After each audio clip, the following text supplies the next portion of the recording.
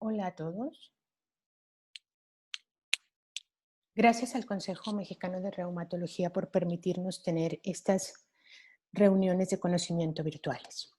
Soy Araceli Arellano, pediatra reumatólogo, profesor titular de Reumatología Pediátrica de la UMAE Pediatría del Centro Médico Nacional de Occidente del IMSS. Vamos a revisar de forma muy general el uso de los antiinflamatorios no esteroideos en reumatología pediátrica. Es de todos conocido que los antiinflamatorios no esteroideos son un grupo heterogéneo de compuestos que algunos de ellos no comparten incluso sus componentes químicos, pero que todos tienen características en común, que son las cualidades antipiréticas, la analgesia y la antiinflamación. Estos medicamentos son de uso muy frecuente en la edad pediátrica debido al gran número de propiedades que poseen, especialmente el control de la fiebre y del dolor. Sabemos que la fiebre es una de las principales manifestaciones de enfermedad en los niños. En reumatología pediátrica su uso está determinado para el control del dolor inflamatorio, especialmente en la artritis idiopática juvenil, pero también en todas las patologías que cursan con afección articular inflamatoria y en los estados autoinflamatorios, principalmente la enfermedad de Kawasaki. La potencia analgésica de los antiinflamatorios no esteroideos es de leve a moderada, excepto para el ketorolaco, que tiene una fuerte potencia analgésica y que se ha utilizado primordialmente durante muchos años para el tratamiento del dolor en niños. Los antiinflamatorios se han utilizado también para el uso del dolor postquirúrgico y pese a sus propiedades de antiagregación plaquetaria, no se ha encontrado que tengan un efecto de hemorragia en estos pacientes postquirúrgicos. En población pediátrica es muy común que los antiinflamatorios tengan una presentación líquida asociada a paracetamol. Sin embargo, hasta el momento no existe ninguna evidencia científica de la conveniencia de este uso en combinación. Tampoco existen estudios acerca de los riesgos del mismo. Sabemos que el principal mecanismo de acción de los antiinflamatorios no esteroideos es el bloqueo de la enzima ciclooxigenasa.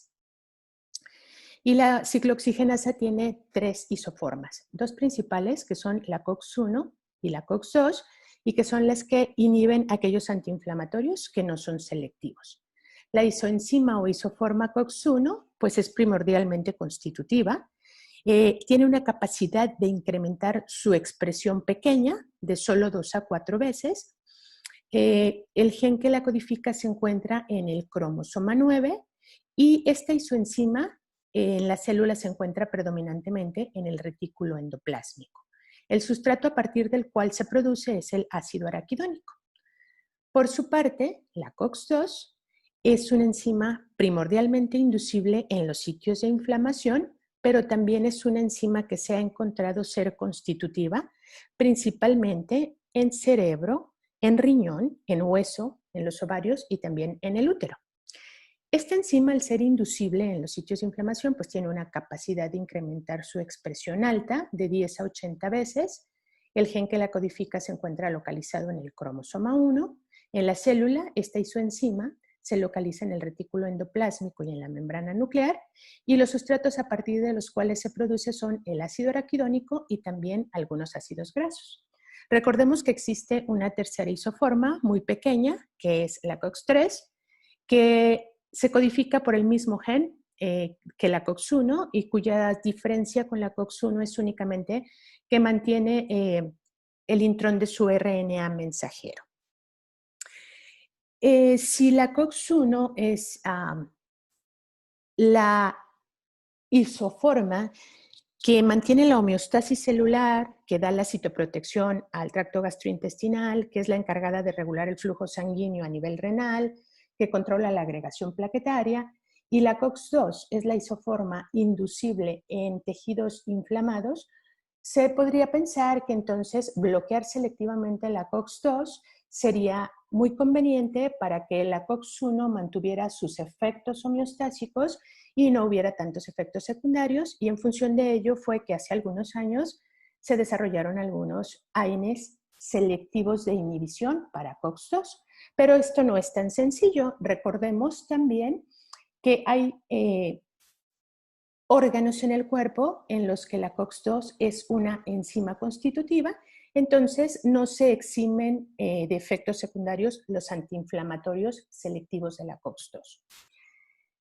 Los AINE pueden ser clasificados de acuerdo a su estructura química en diversos grupos. El primero de ellos es el grupo de los salicilatos, en el que se encuentra la aspirina o ácido acetilsalicílico.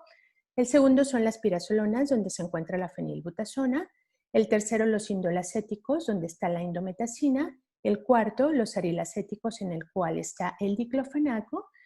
Los arilpropiónicos es el otro grupo donde encontramos dos de los más utilizados en pediatría, que son el ibuprofeno y el naproxeno. El grupo de los oxicams y análogos, donde encontramos el meloxicam de uso pediátrico, los fenamatos, que no los utilizamos en nuestro medio, y los inhibidores selectivos de la COX-2, donde el celecoxib es el que tiene aprobación para uso en población pediátrica. Y también existe la manera de clasificar los antiinflamatorios no esteroideos de acuerdo a su vida media plasmática. En esta forma se clasifican en dos grupos, aquellos que tienen una vida media de menos de 6 horas y aquellos que tienen una vida media plasmática mayor a 6 horas. Y en los que tienen vida media corta encontramos al ácido acetilsalicílico, a la indometacina, al diclofenaco y al ibuprofeno. Y en aquellos de vida media larga encontramos a el naproxeno, al meloxicam y al celecoxib. A tener en consideración de manera importante es que existe un mayor volumen de distribución y una mayor tasa de aclaramiento para los antiinflamatorios no esteroideos en niños al compararlos con la población adulta. Esto especialmente para diclofenaco y naproxeno, que son muy frecuentemente utilizados en niños, lo que podría hacer necesario que se utilicen dosis mayores de carga o de mantenimiento en la población pediátrica que en los adultos. También es de tener en consideración que los niños absorben muy rápidamente los antiinflamatorios no esteroideos a partir del tracto gastrointestinal y que en un máximo de 2 horas alcanzan la concentración plasmática máxima.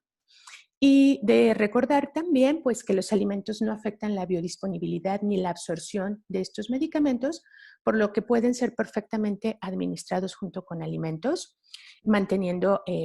su eficacia terapéutica y previniendo con ello los efectos gastrointestinales secundarios. En nuestro medio, los antiinflamatorios comúnmente utilizados son el ácido acetilsalicílico, que actualmente está en desuso, con indicaciones únicamente muy precisas y casi todas privativas para el reumatólogo pediatra, el naproxeno, que es ampliamente utilizado, el ibuprofeno, que es quizá el más utilizado de todos, y también están muy en boga el uso de diclofenaco y de nimesulida. Sin embargo, estos últimos dos no tienen la aprobación para uso en población pediátrica. Los AINES aprobados por la FDA para uso pediátrico son naproxeno, ibuprofeno, meloxicam, oxaprocin y tolmentin, que estos dos no tienen distribución para venta en nuestro país, el ácido acetilsalicílico, que solo se utiliza en patologías específicas, y la indometacina, que es casi también exclusiva de uso del reumatólogo pediatra en algunas entidades específicas, y solo uno de los inhibidores selectivos COX-2 ha tenido aprobación por la FDA para uso en pediatría, específicamente en la artritis idiopática juvenil. Y para la utilización de los antiinflamatorios no esteroideos existen algunos principios generales. El primero de ellos es tener en consideración que la respuesta a los antiinflamatorios no esteroideos es enfermedad específica. Ejemplos son el uso de indometacina en artritis idiopática juvenil sistémica, donde la fiebre de esta enfermedad es altamente respondedora a la indometacina, y la serositis con la que cursan estos pacientes también tiene respuesta adecuada a este antiinflamatorio. El segundo punto a tener en consideración para utilizar antiinflamatorios no esteroideos en niños es considerar que hay una respuesta individual muy variable a estos medicamentos y que frecuentemente esta respuesta no puede ser predecible, por lo que algunos pacientes tendrán una respuesta rápida a un antiinflamatorio y algunos otros tendrán una respuesta más lenta y requerirán dosis mayores para tener el mismo efecto terapéutico. por lo que siempre es necesario pensar que hay que dar un ensayo apropiado con estos medicamentos que se recomienda no menos a 8 semanas para declarar falla terapéutica o éxito en el tratamiento. Hay que tener también en consideración la preferencia del paciente, tanto por presentación, si existe la presentación líquida o no del antiinflamatorio, la tolerancia gástrica que el paciente tenga al medicamento, el número de tomas al día que sean requeridas y también el costo. Es muy importante tener en consideración, pero como médicos debemos de tener consideración muy importantemente de elegir aquel que tenga un mejor perfil eficacia-toxicidad. Como número 5 debemos de tener en consideración que no podemos utilizar 2 o más antiinflamatorios de manera simultánea. Está perfectamente descrito y comprobado que no vamos a incrementar la eficacia terapéutica, pero sí vamos a incrementar los efectos secundarios utilizando 2 o más antiinflamatorios de manera simultánea y recordar que todo paciente tratado con antiinflamatorios no esteroideos debe tener una monitorización cada 6 meses de examen general de orina, que es uno de las pruebas paraclínicas en la que primero vamos a ver alteraciones por el uso de estos medicamentos, presentando a los pacientes un sedimento urinario activo, con algunos hematíes, puede haber cilindruria con cilindros hialinos, alguno que otro cilindro granuloso, la presencia de microalbuminuria o proteinuria, y esto nos haría modificar el tratamiento en estos pacientes. Por supuesto, en fases posteriores vamos a ver la alteración de los asuados. Otra prueba de laboratorio en la que veríamos efectos secundarios deleterios de los antiinflamatorios serían las pruebas de funcionamiento hepático, que con algunos de estos medicamentos los pacientes cursan con una elevación leve de las transaminasas que generalmente se autolimita sin la necesidad de modificar las dosis, y la biometría hemática donde monitorizaríamos el nivel de plaquetas y en general el resto de los parámetros. Hablando específicamente de la artritis idiopática juvenil y su tratamiento con antiinflamatorios no esteroideos, pues a pesar de que tenemos ya muchos años de estar transitando por la era de la terapia biológica para tratar a estos pacientes y que les ha cambiado de manera drástica la evolución de la enfermedad, pues los antiinflamatorios forman parte del tratamiento integral de esta patología para el control de los síntomas. Algunas de las formas de artritis idiopática juvenil pueden tener un control inicial de síntomas únicamente con antiinflamatorios no esteroideos, y estos se utilizan como terapia única en algunas ocasiones, pero en la mayor parte de los pacientes se utilizan como terapia adyuvante de los fármacos modificadores de la enfermedad. Entonces, los antiinflamatorios no esteroideos continúan siendo la primera línea de terapia en los pacientes con artritis idiopática juvenil, y recordando la premisa de que debemos dar un ensayo terapéutico adecuado de al menos 2 meses u 8 semanas para que nosotros establezcamos el éxito o la falla de la terapéutica. Las recomendaciones que tenemos para el uso de antiinflamatorios en artritis idiopática juvenil, bueno, pues se recomienda que estos sean utilizados en un ensayo de 2 meses como monoterapia en aquellos pacientes que en su fase inicial tengan 4 o menos articulaciones inflamadas con baja actividad y sin contracturas o factores de mal pronóstico. En los pacientes que tengan más de 5 articulaciones y enfermedad muy activa, no se recomienda darlos en monoterapia, sino como adyuvantes de los fármacos modificadores de la enfermedad. Y asimismo, los pacientes con artritis relacionada a entesitis que tienen sacroilitis, se recomienda darlos junto con el fármaco modificador de la enfermedad desde un inicio. En las formas sistémicas, los antiinflamatorios no esteroideos se recomiendan como monoterapia inicial en aquellos pacientes con síntomas sistémicos ya con diagnóstico confirmado o en aquellos pacientes que se tiene la sospecha de una forma sistémica de la artritis idiopática juvenil durante el periodo de abordaje diagnóstico. Y el uso de ellos, por ejemplo, de la indometacina, nos puede dar con una buena respuesta un adecuado ensayo diagnóstico terapéutico y apoyar nuestra posibilidad diagnóstica.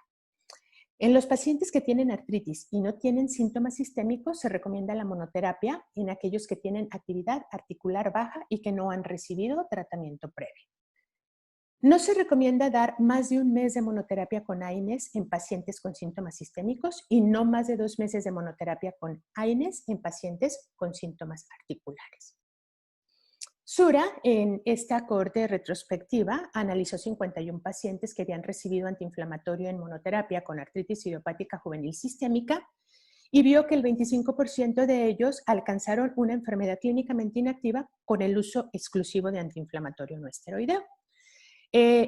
Los parámetros que demostraron significancia estadística en estos pacientes que lograron la inactividad de la enfermedad fue ser menor a 8 años de edad, tener menos de 5 articulaciones inflamadas al inicio de la enfermedad y una proteína C reactiva basal de menos de 13 miligramos por decilitro. Sin embargo, pues es un grupo pequeño, fue un estudio retrospectivo y no hubo homogeneidad en el tipo de antiinflamatorio utilizado ni en la dosis, entonces se requieren ensayos clínicos para confirmar estos hallazgos. Sin embargo, los autores recomiendan que no se dé en una forma sistémica de AIJ monoterapia con AINE en pacientes considerados de riesgo, que serían aquellos mayores de 8 años, con más de 5 articulaciones inflamadas al inicio de la enfermedad y con un nivel basal de proteína C reactiva mayor a 13 miligramos por decilitro. Respecto a la farmacocinética de los antiinflamatorios en la artritis idiopática juvenil, pues los pacientes con AINE normalmente cursan con un estado de hipoalbuminemia que puede hacerse más pronunciado durante las fases iniciales o durante los periodos de exacerbación de la enfermedad. Y esto pues, puede incrementar la fracción libre, que es la fracción activa de los antiinflamatorios, y esto nos puede llevar a una mayor eficacia terapéutica, pero también a una mayor toxicidad, por lo que debemos monitorizar siempre a estos pacientes en su nivel de albúmina para que evitemos toxicidad por los mismos. Y los antiinflamatorios no esteroideos aprobados por la FDA para su uso en artritis idiopática juvenil son el naproxeno, el ibuprofeno, el meloxicam, el celecoxib, único inhibidor selectivo COX-2, y el tolmentin y oxaprozin, que no están disponibles en nuestro medio. Respecto al uso de ácido acetilsalicílico en artritis idiopática juvenil, pues actualmente está en desuso, pero hubo épocas en las que se utilizaba con alta frecuencia y aún en algunos países en vías de desarrollo se sigue utilizando. Y pues se ha visto que la incidencia de síndrome de Reye asociada al uso de aspirina es mayor en los pacientes con artritis idiopática juvenil que en la población general, por lo que las recomendaciones para el uso de este medicamento en AIJ es vacunar a aquellos pacientes que están recibiendo este tratamiento contra la influenza y contra la varicela, y suspender el uso de salicilatos en todo paciente que manifieste vómito o fiebre y que tenga sospecha de enfermedad viral. Respecto a la tolerabilidad de estos medicamentos, bueno, pues los principales síntomas en artritis idiopática juvenil por su uso son los gastrointestinales, y estos se presentan de forma leve a moderada. El principal es el dolor abdominal en el 14%, pero también se pueden presentar esofagitis, gastritis, úlcera péptica, pero en muy pequeña proporción.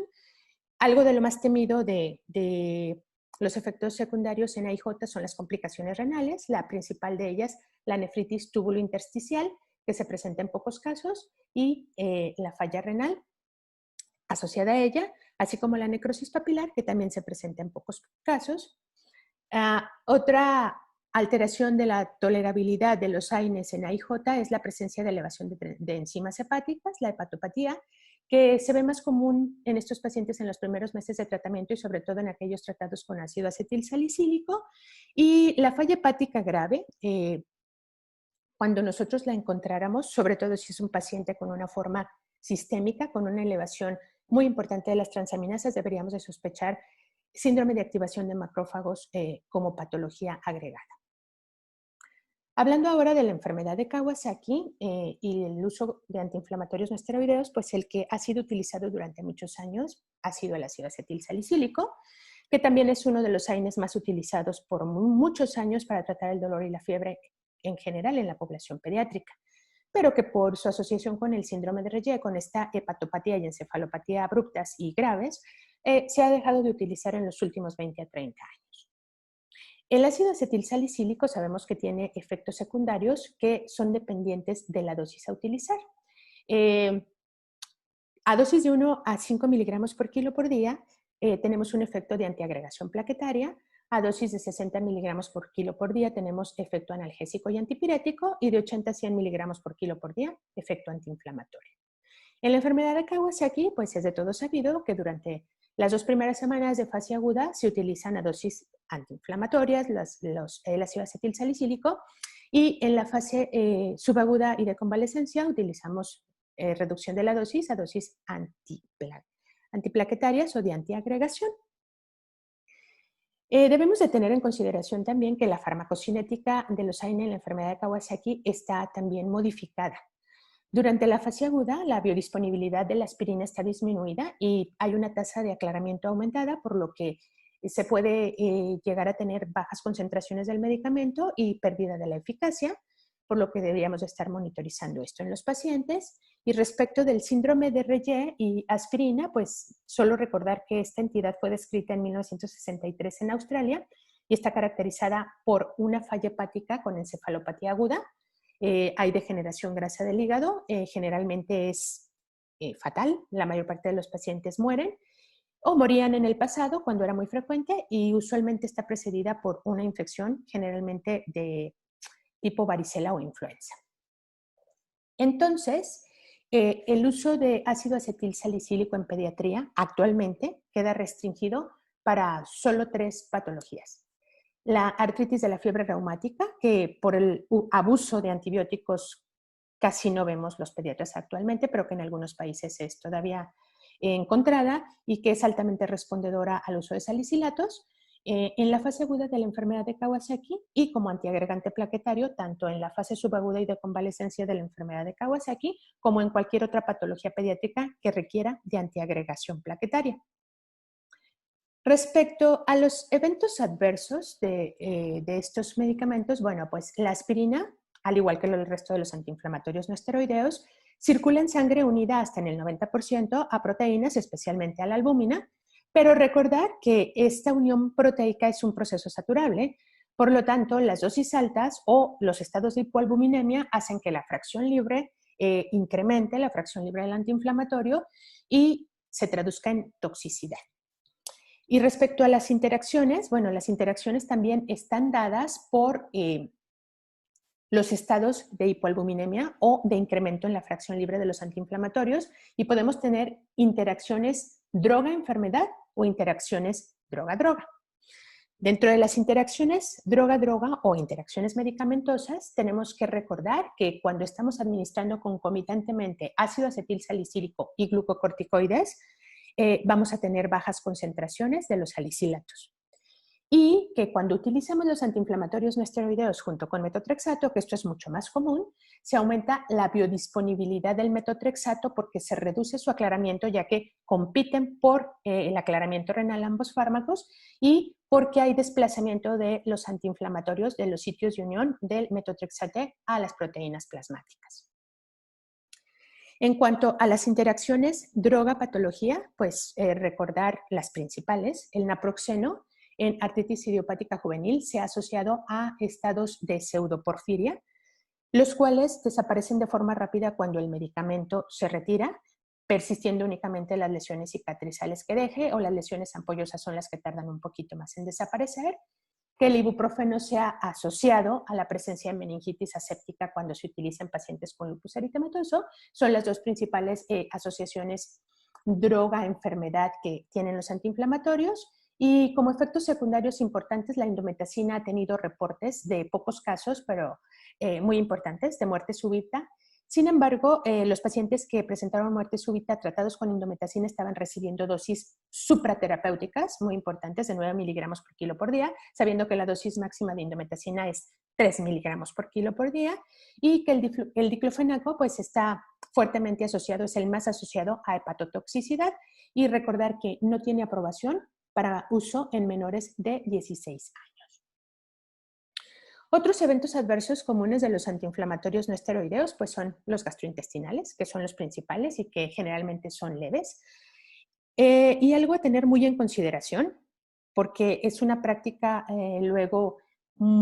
generalizada, el dar una profilaxis para prevenir que el paciente vaya a desarrollar efectos gastrointestinales secundarios al uso de antiinflamatorios. Esto está totalmente contraindicado porque la inhibición crónica del ácido clorhídrico tiene muchas complicaciones que son o pueden llegar a ser peores que las complicaciones propias del uso de los antiinflamatorios no esteroideos. Por ejemplo, en población susceptible, la inhibición crónica del jugo gástrico lleva a presentar cáncer gástrico. Sabemos que con la inhibición del ácido gástrico se permite la proliferación de las bacterias, entre ellas el Helicobacter, y esto sería un círculo vicioso porque la presencia de la bacteria nos haría presentar enfermedad ácido-péptica, y que finalmente la inhibición crónica del jugo gástrico nos va a llevar en etapas posteriores pues a una gastropatía alcalina, para la cual no existe tratamiento y que es igualmente deletérea o más que la gastropatía ácida. Entonces está totalmente contraindicado iniciar el AINE e iniciar el tratamiento profiláctico. Y bueno, para tratar los síntomas gastrointestinales, cuando estos ya están presentes, no como profilaxis, pues el medicamento que se ha posicionado en población pediátrica como el mejor es el omeprazol. Respecto a la hepatopatía, ya mencionamos que normalmente los pacientes en los primeros meses de tratamiento presentan una elevación leve de transaminasas, que normalmente se autolimita, pero que si rebasa 2 veces el valor normal para la edad pediátrica, debe de reducirse la dosis del antiinflamatorio y en ocasiones pues hay que suspenderlo si con la reducción de la dosis no mejora, pero que generalmente es una hepatopatía transitoria que no deja secuelas. Algo a tener en consideración, sobre todo en los pacientes con artritis idiopática juvenil sistémica, que tienen un deterioro, que tienen citopenias, transaminasemia, etcétera, presencia de fiebre, pues tener en consideración que estén desarrollando un síndrome de activación de macrófagos y que este puede ser inducible por antiinflamatorio no esteroideo o por alguna enfermedad viral. Y pues considerar también la toxicidad hematológica, que aunque es poca, pues debe de estarse monitoreando. Es extremadamente raro que un paciente desarrolle aplasia por antiinflamatorios, pero esto puede presentarse y debe de estarse monitoreando la VH en estos pacientes. Otros eventos adversos, comunes para los antiinflamatorios no esteroideos, pues son los renales, que decíamos que son los más temidos, y que los nefrólogos nos acusan a los pediatras de ser la principal causa de enfermedad renal crónica en los pacientes por el uso indiscriminado de antiinflamatorios para tratar la fiebre. Recordar que la manifestación más frecuente pues, es la nefritis tubulointersticial, pero que existen otras muchas manifestaciones, incluyendo la falla renal, a las cuales debemos de tener en consideración al utilizarlos. Que los AINES en general tienen un muy bajo riesgo cardiovascular en población pediátrica, y esto está dado porque los pacientes pediátricos no tienen comorbilidades cardiovasculares como los adultos, como lo son la hipertensión arterial, la obesidad, la aterosclerosis, el tabaquismo, la dislipidemia, etc. Considerar pues que la antiagregación es reversible para todos los antiinflamatorios no esteroideos, excepto para ácido acetilsalicílico. En el ácido acetilsalicílico sabemos que persiste hasta que la plaqueta muere, entonces hay que tenerlo en mente y tener también en consideración las reacciones de hipersensibilidad, que estas pues sabemos que son afortunadamente muy raras, pero que se presentan principalmente en pacientes que tienen el antecedente de reacciones a antiinflamatorios no esteroideos, en aquellos portadores de asma o en los portadores de pólipos nasales. Y bueno, derivado de esto, pues, ¿cuáles son las contraindicaciones del uso de antiinflamatorios no esteroideos en los niños? Pues la historia de alergia a cualquier antiinflamatorio no esteroideo, la historia de poliposis nasal, angioedema y o broncoespasmo con el uso de cualquier AINE, porque esto nos puede llevar a una reacción de hipersensibilidad, los estados de hipovolemia, la úlcera péptica, la insuficiencia renal o hepática, las enfermedades hemorrágicas y la presencia o sospecha de enfermedades virales, pero esto es solo aplicable para el uso de ácido acetilsalicílico. Y pues ya recordando también el monitoreo o seguimiento de estos pacientes, que debe llevarse con examen general de orina, con determinación de azuados, pruebas de funcionamiento hepático y biometría hemática. Idealmente debemos de tener un basal de estas pruebas antes del inicio del tratamiento y se recomienda que se lean cada 6 meses en aquellos pacientes que tienen uso continuo crónico y cada año para aquellos pacientes que lo utilizan de forma intermitente pero rutinaria, aunque en la práctica clínica estas pruebas las hacemos mucho más frecuentes, generalmente cada 3 meses. Como conclusiones, pues recordar que en general los antiinflamatorios no esteroideos son efectivos en el alivio del dolor y la inflamación, que tienen un buen perfil de tolerancia. Aspirina pues es la que tiene mayor número de eventos adversos, pero tiene solo indicaciones precisas actualmente en pediatría y en reumatología pediátrica. Recordar que debemos elegir primordialmente el AINE que tiene el mejor perfil beneficio-riesgo y también tomar en cuenta las consideraciones de menor número de tomas diarias, porque esto favorece la adherencia al tratamiento en pacientes pediátricos, la presentación líquida, que para pacientes muy pequeños es muy favorable, y sobre todo el costo para que el paciente pueda seguir adecuadamente la terapia. Con esto concluyo la charla y quedo a la orden de ustedes para cualquier comentario y cualquier pregunta.